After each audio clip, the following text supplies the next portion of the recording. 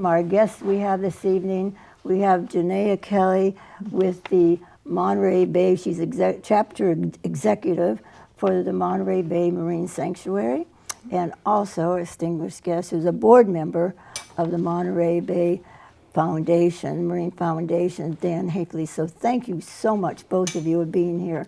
You know, we want to talk about the ocean and all the people, how you're helping save the ocean and all your jobs. You're both so exciting. So first of all, I want to read a little bit about each of you first. So I'll start with ladies first.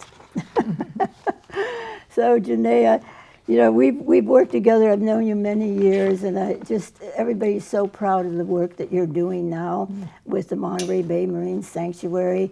And you have come up to a level of having events that are really amazing, and it brought so much, after COVID, brought so many of the communities together. You know, we've had, you know, the event that we went to, I know my husband and I, we went to the breakfast that you had in Monterey. My husband still talks about the Eggs Benedict, but you're talking about the Sea Star program and all the things that you've done. So I just want to give a little bit of background about you, and then we'll go on to questions, and we'll talk to Dan. So Janaea is an accomplished nonprofit executive with more than 15 years leadership experience with global and local nonprofit organizations. I love these bios that have been put on because they're just so wonderful. I think everyone should have something like this that's on a board. I mentioned that to you before. You've lived near the sanctuary for more than a quarter of a century and spent much of that time advocating for its conservation and protection before joining the Monterey Bay Marine Sanctuary Foundation. She has served as board chairman of Save Our Shores, as well as interim executive director of Save Our Shores and Save the Waves Foundation. She led the Santa Cruz County chapter of the American Red Cross and was director of Workforce Development Services, Santa Cruz County, as well as served as a consultant on several main conversations, you know, and startups of nonprofits. She also holds a law degree and worked as an attorney in Santa Cruz for many years, and making a jump full-time to nonprofit management. I mean, this is wonderful that you have all these, and also you hold a BA from the University of California, Santa Barbara, and from the University of San Diego Law School.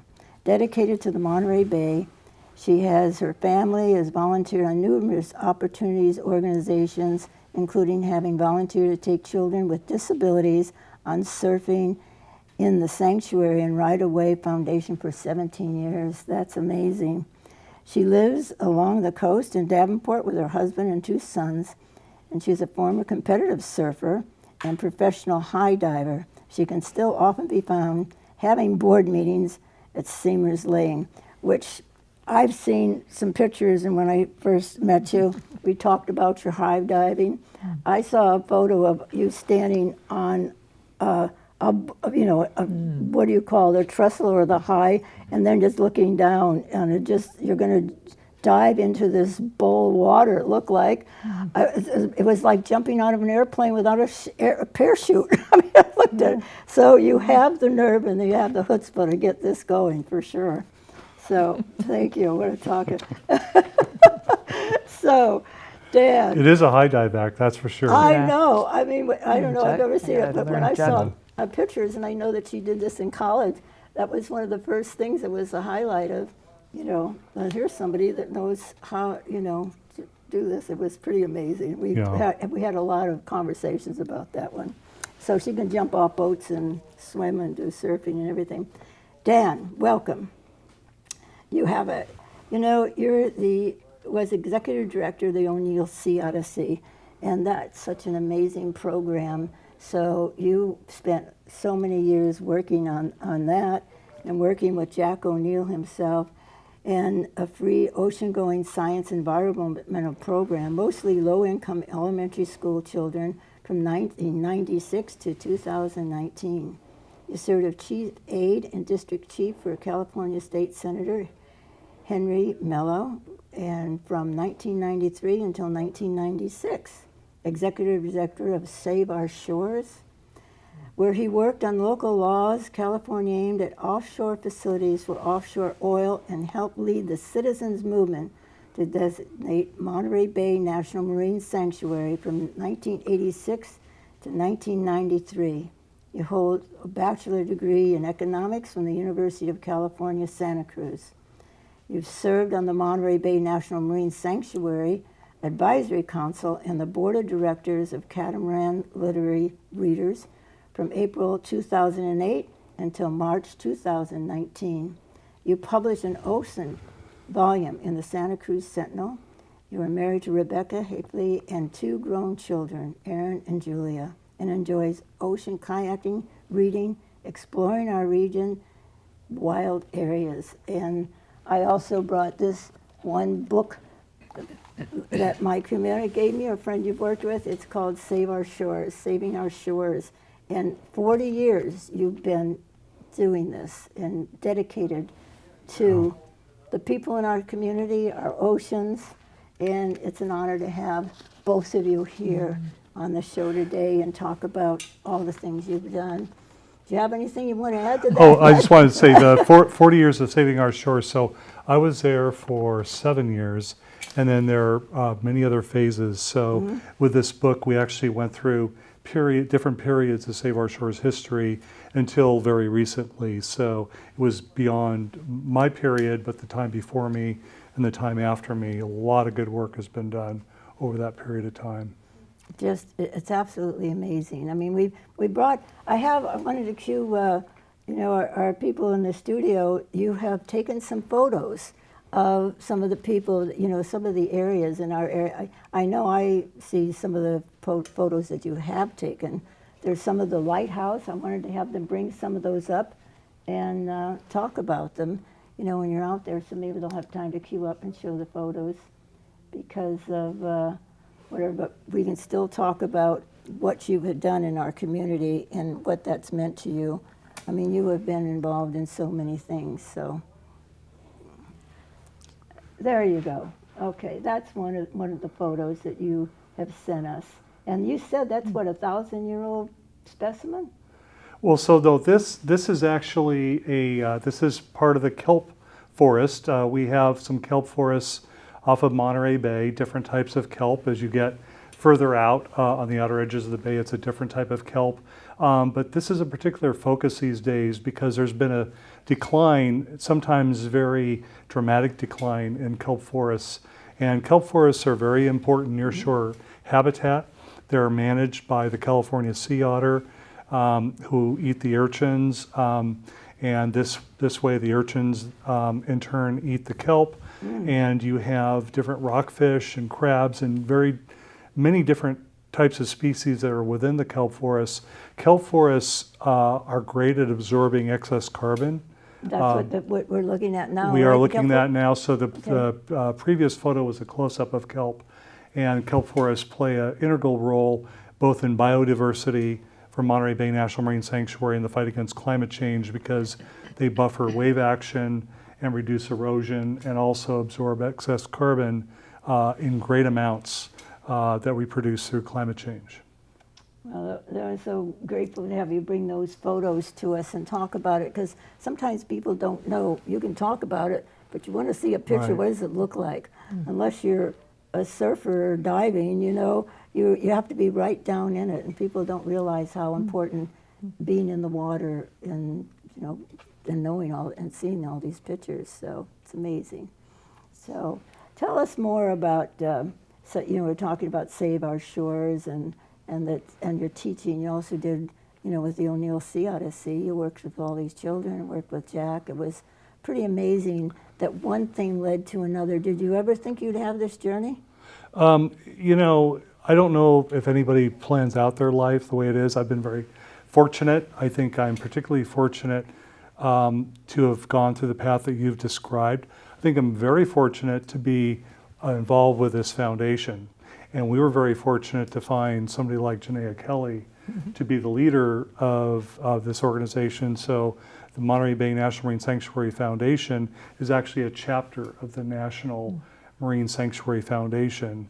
which supports, so as Fred Keeley, who's one of our other board members, often says, the foundation is a nonprofit buddy for the marine sanctuary system. And we currently have 15 marine sanctuaries and 2 marine national monuments in the Great Lakes and in U.S. ocean waters. And these protect very strategic areas through resource protection, education, and research. Right. And so the work that Janaea and her team does supports the work of Monterey Bay National Marine Sanctuary. So how many people, name the extinguished, it's such an extinguished board that you're on. Tell us who all the people are that are on the Marine Sanctuary Board. Actually, if I can jump in, because I want to throw back a little bit of sure. Accolades for Dan. He was talking about how he was only a part of Save Our Shores off and on, but really Dan's been a part of protecting this area of the ocean since the 1970s, maybe, at least the 80s. So we're talking about 50 years. Sure. And there are 3 other members of our foundation's board of directors that were also involved at that kind of level. are. So we are led, our co-chairperson is Secretary Leon Panetta, Right. who, as you know, was former head of the CIA, who was the Right. head of Secretary of Defense under President Obama, chief of staff and head of the CIA for President Clinton. And he was the state assemblyman. No, He was a member of congressman. Congress, and Congressman. he carried the bill to create Monterey Bay Sanctuary. Exactly. Right. And I'll let Dan talk about kind of the history and Dan's work with community activism that helped start this Right. journey. But Dan was involved at the very beginning with community activism. Fred Keeley was involved, Secretary Panetta, and former Congressman Sam Farr. All 4 of those gentlemen have been protecting this area of the coast since the 1980s, and they are all on the foundation board of directors. And who So- are the other ones? And so that to me Yeah. is such a testament Oh, to absolutely. their level of commitment to this area and how powerful and important this foundation board is now, that we have this level of commitment and this level of power in the community, that they want to put that kind of enterprise behind this foundation. Other members of the board of directors, so it's co-chaired with Secretary Leon Panetta, Hillary Bryant. Then we have Gordon Eubanks, Ted Balistreri, who's the CEO of the Cannery Row Company in Monterey. You may have to help me, there's so many now. Nova Covington owns a Reef Safe sunscreen company. Yvette Lopez Brooks was the mayor of Capitola Right. and is now on the city council. Martine Watkins was the mayor of Santa Cruz. Hillary Bryant was a mayor of Santa Cruz. Christina Sandera is a resident of Carmel and is partnered with Clint Eastwood. Right. And who am I forgetting? I think that covers the I board think- members. I feel Yeah, like there's one more. Sam Farr. Sam Farr, right? right. Yeah. Yeah. And Sam goes back, he was in the state assembly when Leon Panetta was a member of Congress Yeah. and worked very closely. In fact, a member of Sam Farr's staff, Jim Rote, was the one who originally blew the whistle on potential offshore oil drilling Yeah. and found the tool of marine sanctuaries as a way to permanently protect our coastline. Yeah. We are so fortunate to have those distinguished people that made that happen. I can remember when we were talking, I go down to talk to Mark Stone or Bill Monning, and we were all concerned about fracking. Remember that? And, Yeah. but just know that all these important people saved our shores from oil drilling, and what a disaster that would be. And there's some people still think, what's wrong with that? Oh, a lot of things. I mean, our ocean and our coastline is so valuable, to our history. David Brower, who was head of the Sierra Club for some years and later Friends of the Earth, used to say, every environmental victory is temporary, every environmental loss is permanent. So we're always having to do this. Yeah. It's so interesting that, people like Jack O'Neill too, that, he always says that the ocean is alive and it's for us to take care of it. Yeah.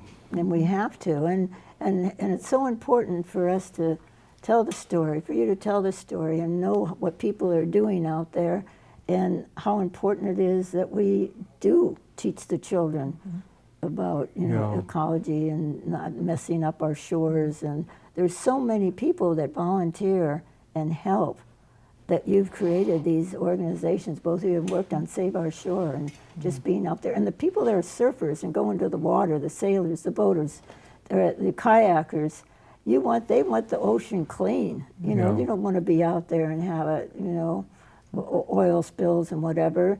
And recently I always heard something where they had turtles that were migrating of the warm waters here, and they were going to the East Coast.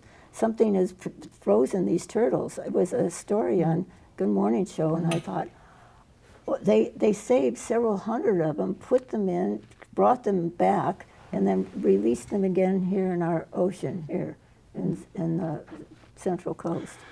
So it was amazing. Yeah, and that's why we need protection of marine sanctuaries, and marine sanctuaries provide on-the-ground management or on-the-water management for these systems that go awry, and they do a lot more. For example, you have temperatures in the 90s in the waters off Florida right now, which is wreaking havoc with the coral communities that are there, and then we have some deep sea corals off Monterey Bay, but we currently, I mentioned before, we have 15 national marine sanctuaries, 2 marine national monuments. There's an effort to expand the number of marine sanctuaries. So Chumash Sanctuary, Chumash Heritage National Marine Sanctuary, hopefully will go online in 2024. That would fill in a hole. There's 4 national marine sanctuaries off California. There's no protection for San Luis Obispo and northern Santa Barbara County. This would provide protection for that and would collaborate with First Peoples for their knowledge and techniques. There's 2 tribally nominated marine sanctuary sites in Alaska. On the East Coast, there's Hudson Canyon off of New York. You need this kind of active protection and management of the ocean areas, because the ocean is provides 50% of our oxygen. It provides an economic engine through transportation. It provides food, regulates weather. It's the largest feature on Earth. And right now it's our main asset in the fight against climate change. Yeah. So if we can complete protection through marine sanctuaries, and also the UN just approved a treaty for those ocean areas that are not under government protection. So the work that Janaea does, she and her staff and other chapters of the National Marine Sanctuary Foundation is support the work of Monterey Bay National Marine Sanctuary. Wow. Tell us some about, Janaea, you've had a lot of experience, and so you come on, and now you have this amazing board that you're working with, and the programs you've created, that it's given the community a way of getting together, being together. Attended the one that you worked on last year at the Coconut Grove, brought it to our community.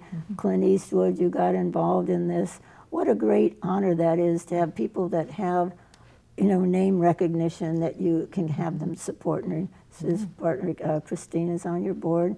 It was so joyful that, for that kind of work, but behind the scenes with your staff and what it takes to make all that going on. And you have fundraisers and things that you do to support. But tell us a little bit about the Sea Star program that you have worked on, and the people that are helping you, and how you nominate them. Well, so the foundation, right, what we do is we try to raise funds to support underfunded federal programming, like whale rescue, like kelp restoration, like the ship strikes. Dan will talk about a little bit, trying to prevent whale ship strikes. We run a lot of educational programming. Because of the funds that we raised at the foundation, we've now been able to expand our children's 4th through 6th grade environmental and educational programs into Salinas and Watsonville. So we're trying to reach primarily inland communities that may not have access to the ocean. They may live within a half hour or an hour drive from the coast and yet have never seen the ocean. Right. And we now know that the ocean and ocean health is going to be critical to environmental stability. And so we're trying to make sure we have an educated and inspired next generation of stewards that are going to take care of this resource. So one of the things we do with the foundation is we fund these specific programs, but we also try to educate the public, the general public. We try to engage the public. So I'm going to digress a little bit. One of the things we try to do in terms of education is we try to make sure the community understands what is a marine sanctuary, why is it important, and why do you want to support it? And if we start there, I think a lot of people don't know what a marine sanctuary is. A lot of people will ask us things like, when does the sanctuary open? Right? Or they'll confuse it with the aquarium. And so I thought maybe it'd be worth taking a moment to talk about a marine sanctuary is just like a federal park, but it's underwater, right? So it's like Yosemite, it's like the Grand Canyon, it's like Yellowstone, right? And I like to say we have our own Grand Canyon, we have our own Yosemite right here in our community. It's right off our shores, but we don't know it because it's underwater. And so once you get this kind of sanctuary designation, I think another important thing that people don't realize is they may think that everything's prohibited, right? You're not allowed to fish in the sanctuary, you can't swim in it. That's not the case. It's a management tool, and it means certain things are prohibited, like drilling for oil, like seabed mining, like dumping certain sorts of things. But other things like recreation, commercial fishing, recreational fishing, surfing, kayaking, boating are all permitted in the sanctuary, right? So that's important for people to know. And then the other part that I think is important is, why did we get this designation? It was inspired by the events to ban offshore oil drilling, but not just any part of the ocean can get this designation, right, by Congress. We got it because of this underwater canyon, right? That's deeper than the Grand Canyon, right? More than 2 miles deep, which creates all of this biodiversity. So we have this thriving ecosystem right here in Monterey Bay that is, as Franz Lanting says, is one of the hottest hotspots for biodiversity around the planet. Right? So it's very, very important. And so a lot of these community engagement events we do is about educating and inspiring and creating a sense of ownership for the community in this very special part of land. That's so important, and that we have you here to talk about it too. That's a gift to the community, because they do have sanctuary. Is that a building? What is that? But also the events that you've created are, and I know by the time this airs, they're having another event, and having a fundraiser, and having Clint Eastwood help and things. So that's a real positive things. But of course, sold out already. So we do it. That's really that you have so many people, and it includes everybody in the communities that really are there to support it, and they all use the ocean. We get so many people that come here to Santa Cruz, all the Central Coast, from the valley and all over. So it's a treasure, and we're fortunate to live here. No, I we appreciate really are. it. I mean, with all that's going on. So thank you for your. Well, and you mentioned the Sea Stars, I think you're talking about. So we do a lot of community engagement events, from donation drives and movie nights and lecture series and whatnot. But we have an annual big fundraising event called the Sea Stars Gala, or Sea Stars Celebration. Right. And that's our big event of the year, where we give out awards in 5 different categories to individuals or businesses who have made significant contributions to the sanctuary's health and conservation efforts in research, resource protection, business rec and tourism,